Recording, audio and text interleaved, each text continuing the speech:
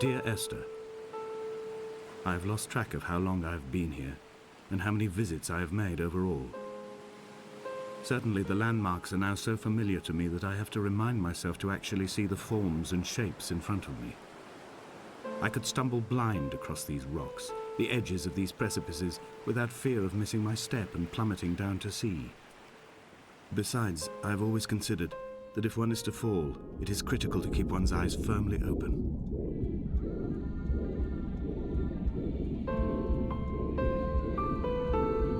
Come back.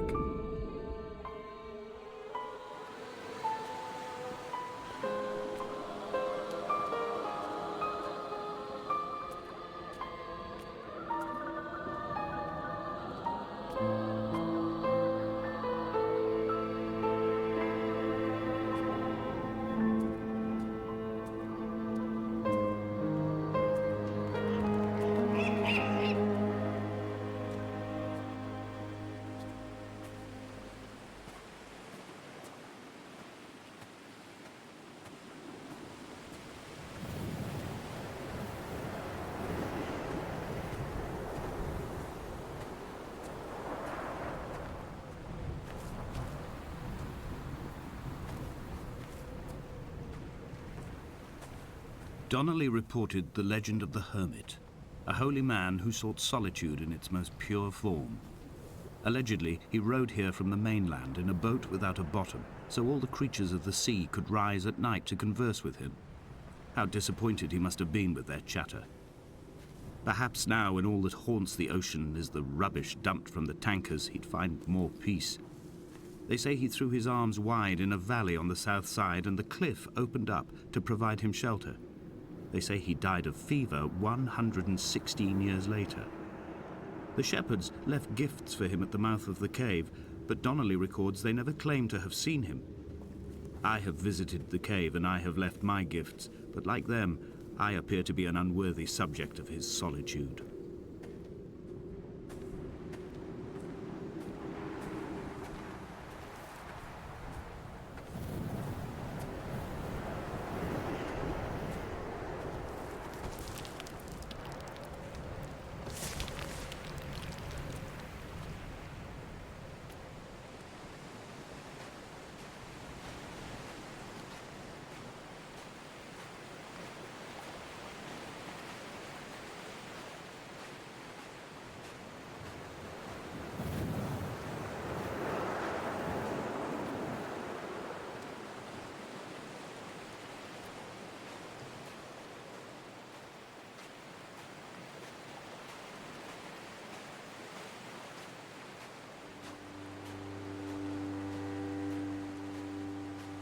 Those islands in the distance, I am sure, are nothing more than relics of another time, sleeping giants, somnambulist gods laid down for a final dreaming. I wash the sand from my lips and grip my wrist ever more tightly. My shaking arms will not support my fading diaries.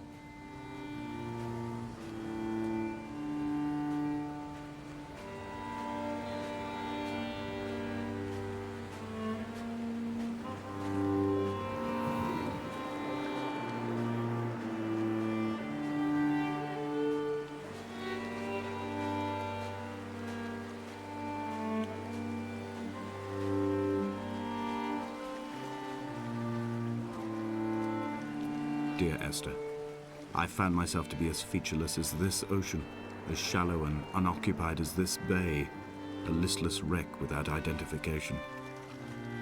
My rocks are these bones, and a careful fence to keep the precipice at bay. Shot through me caves, my forehead a mount. This aerial will transmit into me so. All overexposed, the nervous system, where Donnelly's boots and yours and mine still trample. I will carry a torch for you. I will leave it at the foot of my headstone. You will need it for the tunnels that carry me under.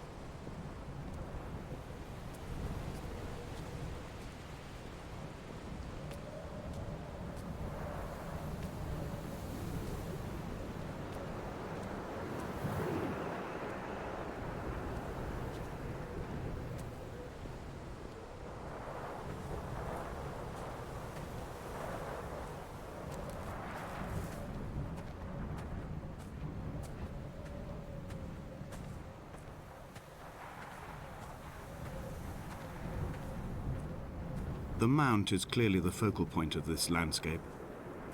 It almost appears so well placed as to be artificial. I find myself easily slipping into the delusional state of ascribing purpose, deliberate motive to everything here. Was this island formed during the moment of impact?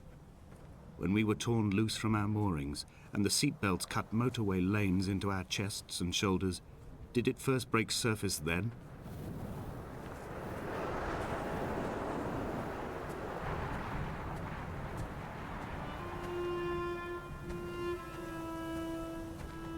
When someone had died or was dying, or was so ill they gave up what little hope they could sacrifice, they cut parallel lines into the cliff, exposing the white chalk beneath. You could see them from the mainland or the fishing boats, and know to send aid or impose a cordon of protection, and wait a generation until whatever pestilence stalked the cliff paths died along with its hosts. My lines are just for this: to keep any would-be rescuers at bay. The infection is not simply of the flesh. They were God-fearing people, those shepherds. There was no love in the relationship. Donnelly tells me that they had one Bible that was passed around in strict rotation. It was stolen by a visiting monk in 1776, 2 years before the island was abandoned altogether. In the interim, I wonder, did they assign chapter and verse to the stones and grasses, marking the geography with a superimposed significance, that they could actually walk the Bible and inhabit its contradictions?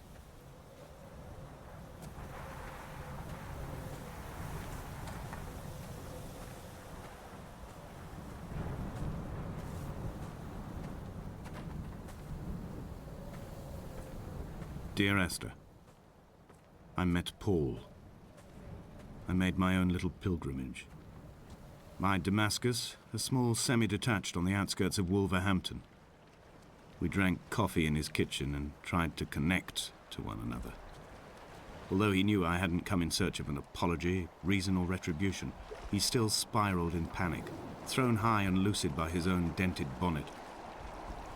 Responsibility had made him old. Like us, he'd already passed beyond any conceivable boundary of life. I threw my arms wide and the cliff opened out before me, making this rough home. I transferred my belongings from the bothy on the mount and tried to live here instead.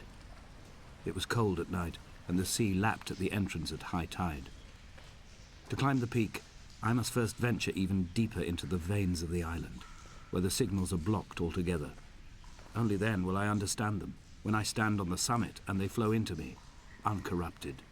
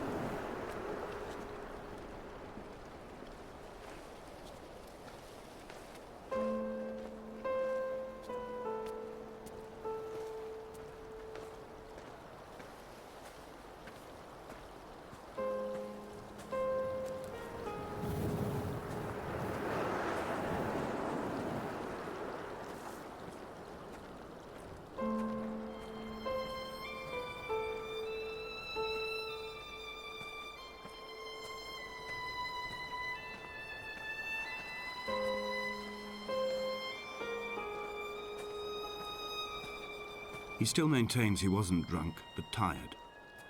I can't make the judgment or the distinction anymore. I was drunk when I landed here, and tired too. I walked up the cliff path in near darkness and camped in the bay where the trawler lies beached. It was only at dawn that I saw the bothy and decided to make my temporary lodgings there. I was expecting just the aerial and a transmitter stashed in a weatherproof box somewhere on the mount. It had an air of uneasy permanence to it. Like all the other buildings here, erosion seems to have evaded it completely.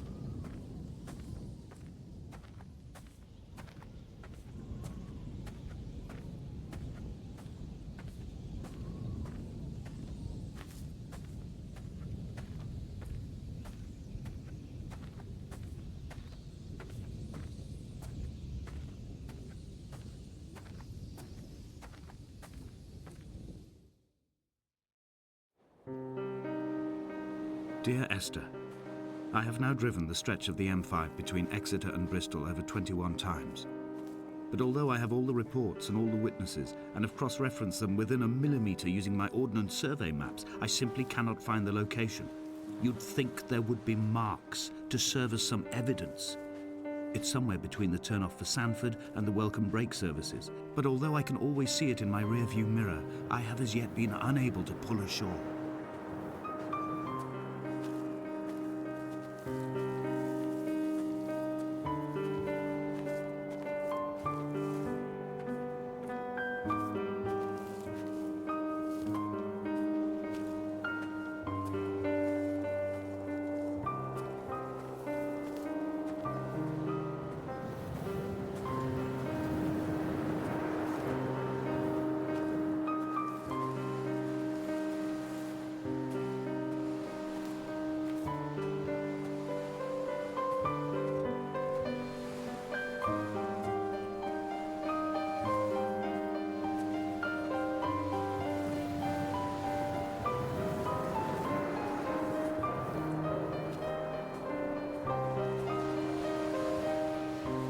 All night the Buoy has kept me lucid.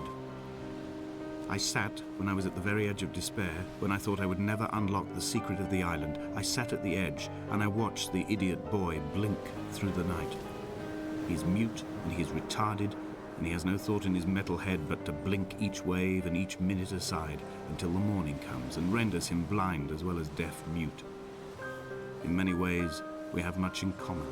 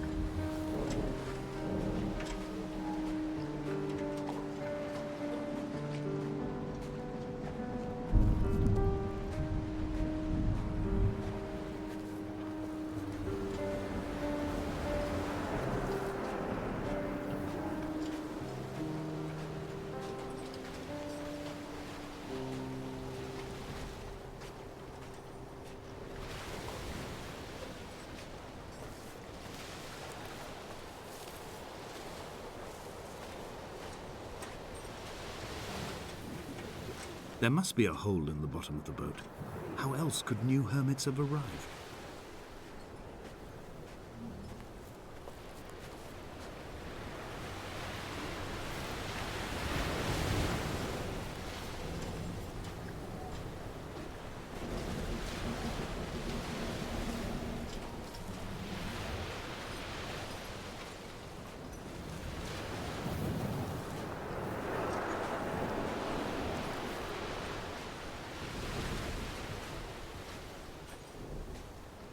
I had kidney stones and you visited me in the hospital.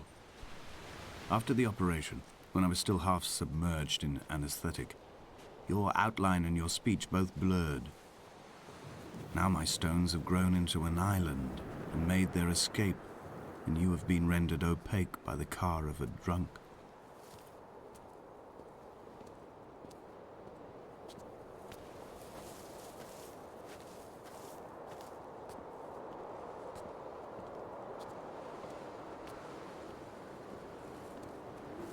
Is this what Paul saw through his windscreen? Not Lot's wife looking over her shoulder, but a scar in the hillside, falling away to black forever.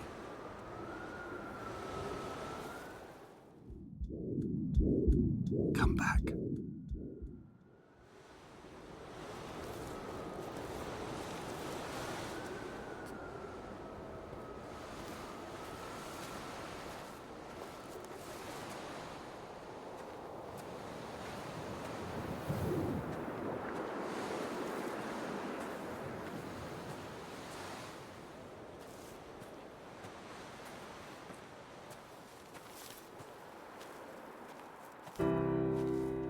I've begun my ascent on the windless slope of the western side.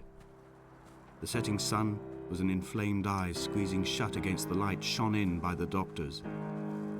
My neck is aching through constantly craning my head up to track the light of the aerial. I must look downwards, follow the path under the island to a new beginning.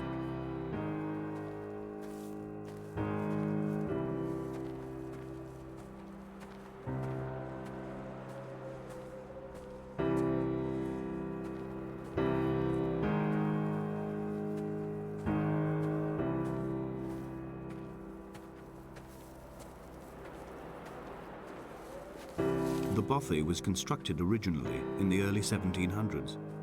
By then, shepherding had formalized into a career. The first habitual shepherd was a man called Jakobsen, from a lineage of migratory Scandinavians. He was not considered a man of breeding by the mainlanders. He came here every summer whilst building the bothy, hoping eventually that becoming a man of property would secure him a wife and a lineage. Donnelly records that it did not work. He caught some disease from his malcontented goats and died 2 years after completing it. There was no one to carve white lines into the cliff for him either.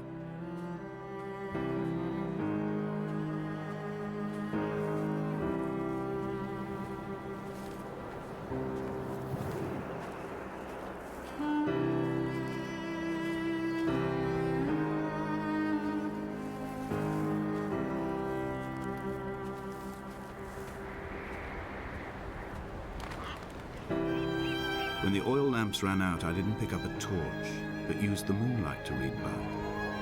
When I've pulled the last shreds of sense from it, I will throw Donnelly's book from the cliffs and perhaps myself with it. Maybe it will wash back up through the caves and erupt from the spring when the rain comes, making its return to the hermit's cave. Perhaps it will be back on the table when I wake. I think I may have thrown it into the sea several times before.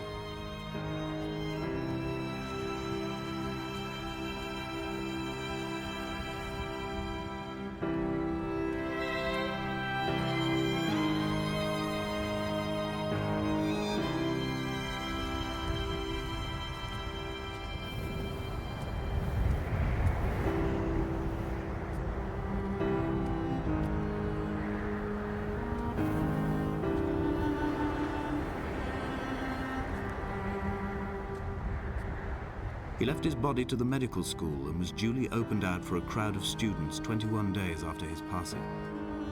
The report is included in my edition of his book. The syphilis had torn through his guts like a drunk driver, scrambling his organs like eggs on a plate. But enough definition remained for a cursory examination, and, as I suspected, they found clear evidence of kidney stones. He's likely to have spent the last years of his life in considerable pain. Perhaps this is the root of his laudanum habit. Although its use makes him an unreliable witness, I find myself increasingly drawn into his orbit.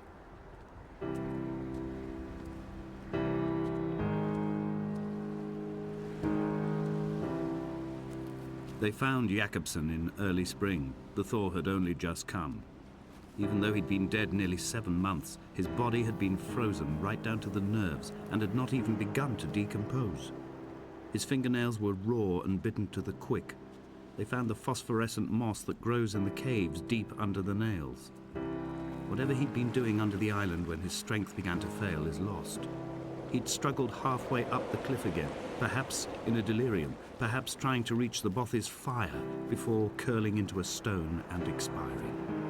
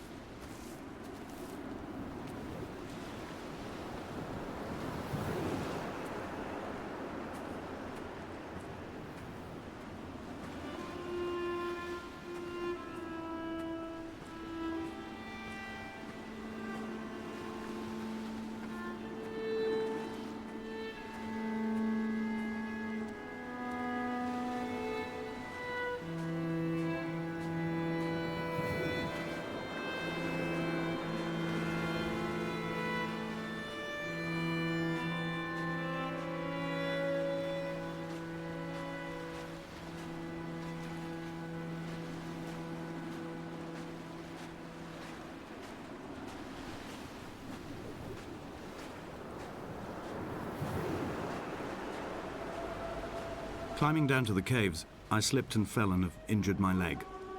I think the femur is broken. It is clearly infected. The skin has turned a bright, tight pink, and the pain is crashing in on waves, winter tides against my shoreline, drowning out the ache of my stones. I struggled back to the bothy to rest, but it has become clear that there is only one way this is likely to end. The medical supplies I looted from the trawler have suddenly found their purpose. They will keep me lucid for my final ascent.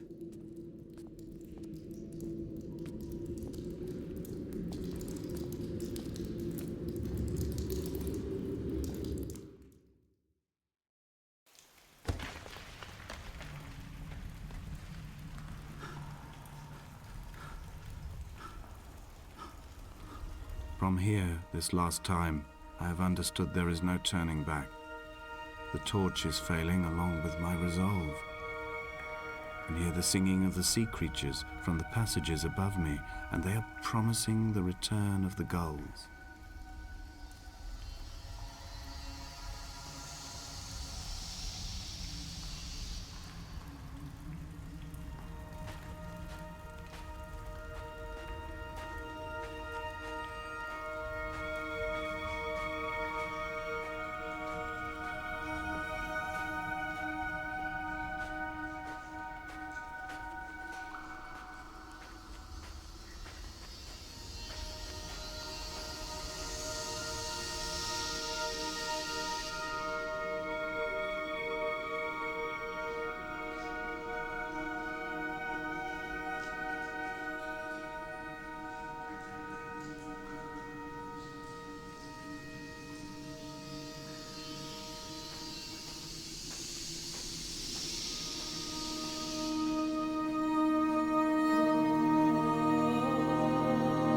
I first saw him sat by the side of the road. I was waiting for you to be cut out of the wreckage. The car looked like it had been dropped from a great height. The guts of the engine spilled over the tarmac, like water underground.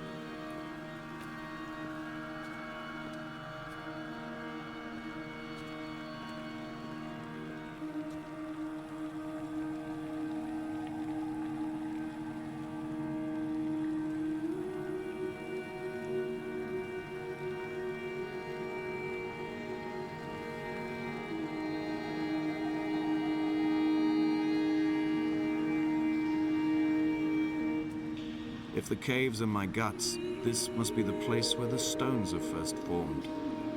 The bacteria phosphoresce and rise, singing through the tunnels. Everything here is bound by the rise and fall, like a tide. Perhaps the whole island is actually underwater.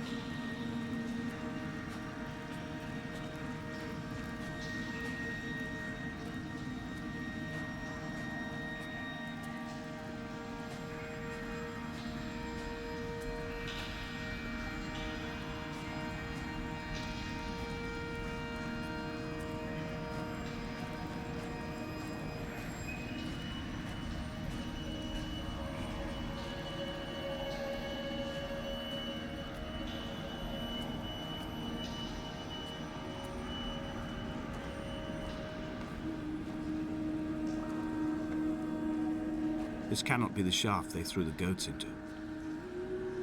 It cannot be the landfill where the parts of your life that would not burn ended up. It cannot be the chimney that delivered you to the skies. It cannot be the place where you rained back down again to fertilize the soil and make small flowers in the rocks.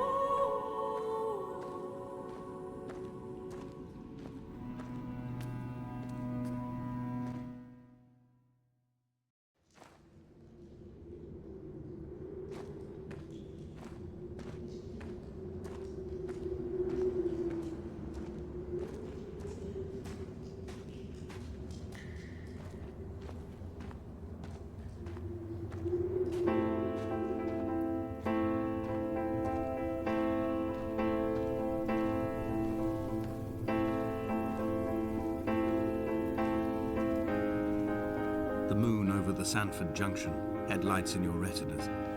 Donnelly drove a grey hatchback without a bottom. All the creatures of the tarmac rose to sing to him. All manner of symbols crudely scrawled across the cliff face of my unrest. My life reduced to an electrical diagram. All my gulls have taken flight. They will no longer roost on these outcrops. The lure of the moon over the Sandford Junction is too strong.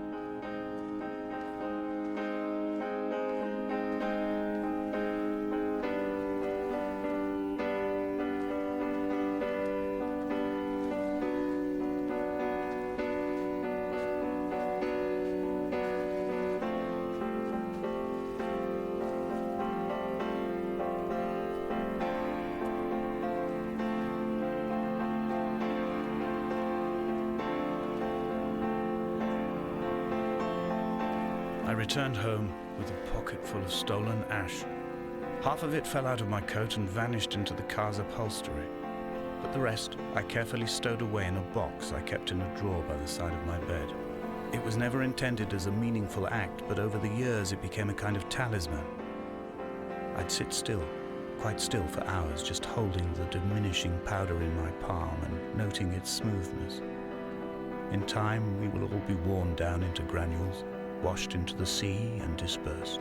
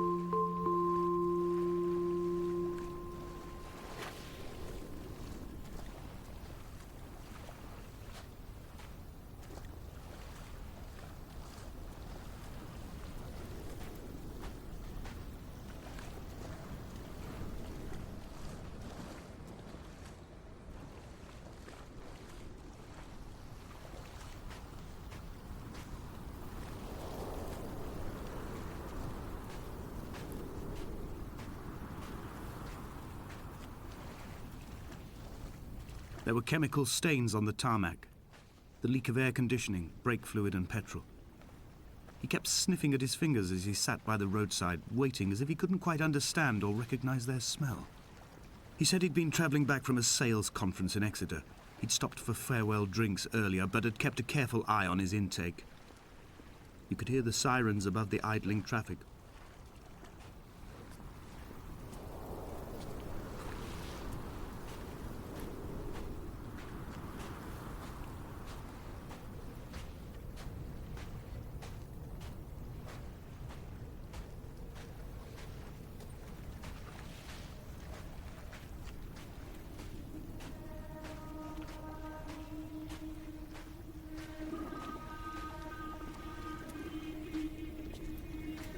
From here, I can see my armada. I collected all the letters I'd ever meant to send to you, if I'd have ever made it to the mainland, but had instead collected at the bottom of my rucksack, and I spread them out along the lost beach. Then I took each and every one, and I folded them into boats. I folded you into the creases, and then, as the sun was setting, I set the fleet to sail. Shattered into 21 pieces, I consigned you to the Atlantic. And I sat here until I'd watched all of you sink.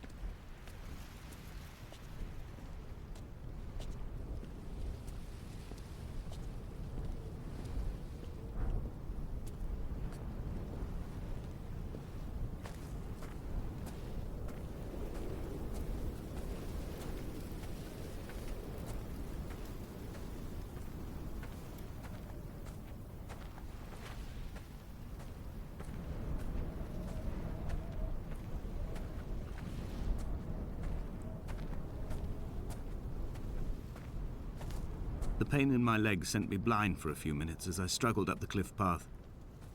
I swallowed another handful of painkillers, and now I feel almost lucid.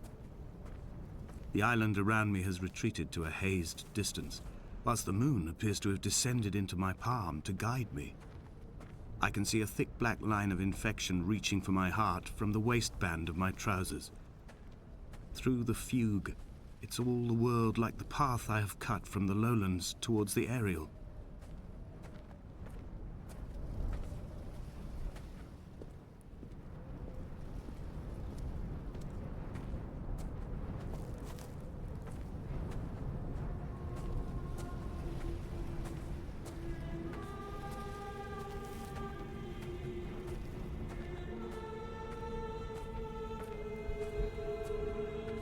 I've begun my voyage in a paper boat without a bottom. I will fly to the moon in it. I've been folded along a crease in time, a weakness in the sheet of life. Now you've settled on the opposite side of the paper to me. I can see your traces in the ink that soaks through the fiber, the pulped vegetation. When we become waterlogged and the cage disintegrates, we will intermingle. When this paper aeroplane leaves the cliff edge and carves parallel vapor trails in the dark, we will come together.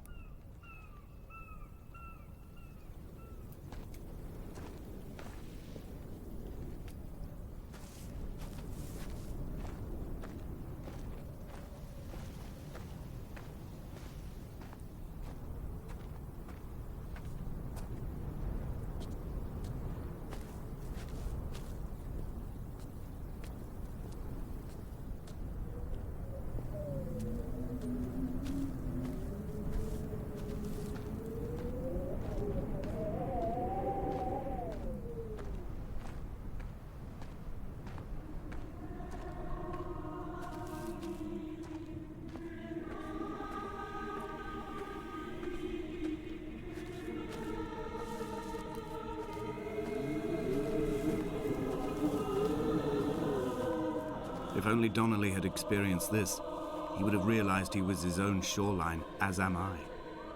Just as I am becoming this island, so he became his syphilis, retreating into the burning synapses, the stones, the infection.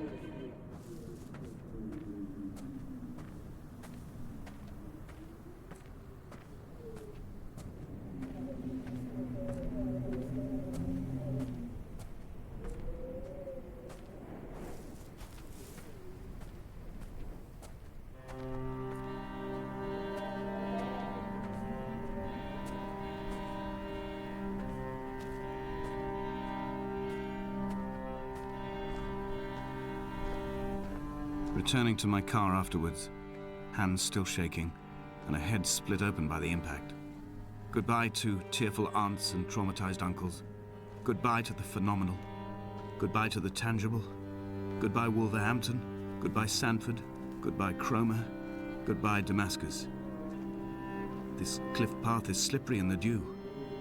It is hard to climb with such an infection. I must carve out the bad flesh and sling it from the aerial. I must become infused with the very air.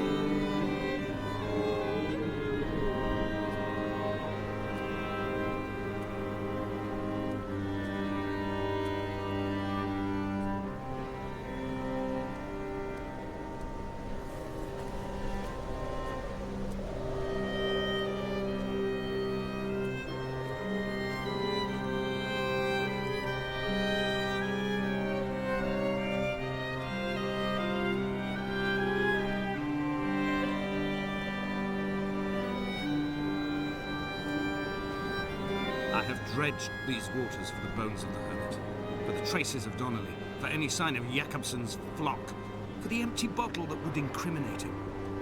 I have scoured this stretch of motorway 21 times, attempting to recreate his trajectory, the point when his heart stopped dead and all he saw was the moon over the Sanford Junction.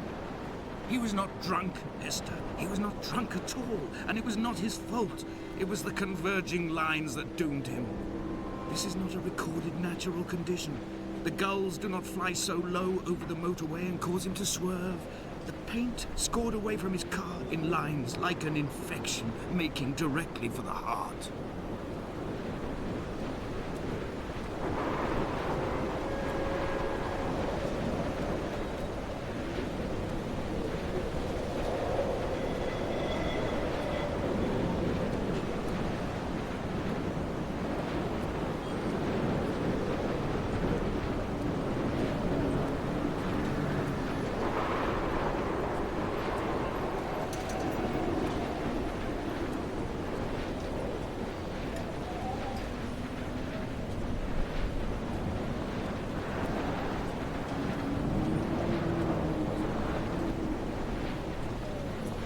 I am the aerial.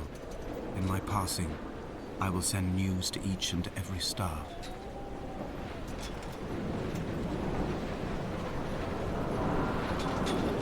Dear Esther, I have burned the cliffs of Damascus. I have drunk deep of it. My heart is my leg, and a black line etched on the paper all along this boat without a bottom. You are all the world like a nest to me. Eggs unbroken form like fossils, come together, send small black flowers to the air. From this infection, hope. From this island, flight. From this grief, love.